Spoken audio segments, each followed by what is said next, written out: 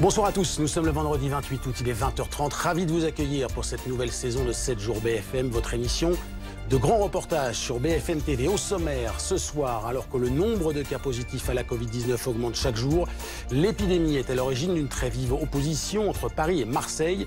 Port du masque, test hydroxychloroquine. Point culminant, jeudi, au moment où le Premier ministre tenait une conférence de presse sur l'avancée du virus, Didier Raoult et la nouvelle maire de la cité phocéenne s'exprimaient devant les médias.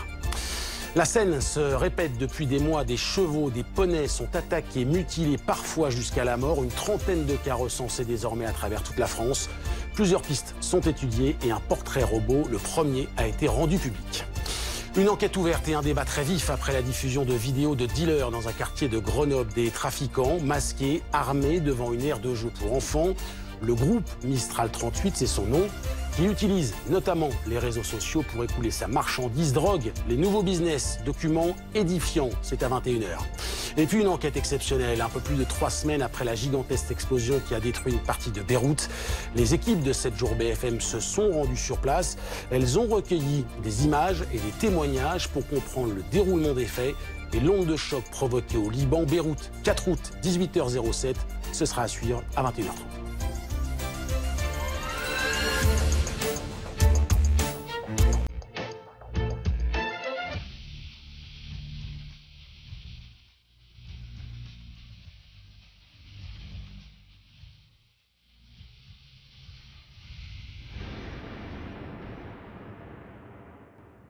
Voilà donc pour le sommaire, mais avant cela, les informations à retenir de cette journée vendredi. Tout d'abord, un point sur l'épidémie de la Covid-19 avec des chiffres à retenir ce soir, des chiffres de nouveau mauvais. 7379 nouveaux cas recensés en 24 heures, c'est un record depuis avril.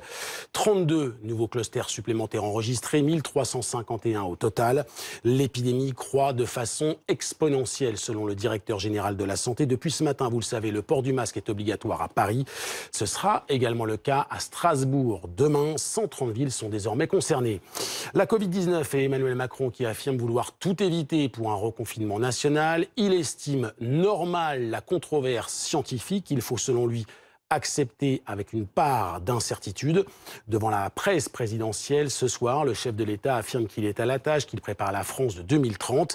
Il dénonce également la banalisation de la violence qui s'est durcie après le confinement. Et dans ce contexte, un ministre ne devrait pas faire ça. C'est la réponse sur BFM TV du maire de Grenoble au courrier de Gérald Darmanin.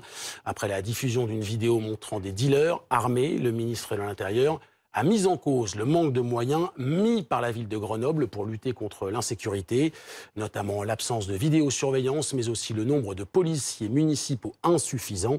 Réponse ce soir d'Éric Piolle.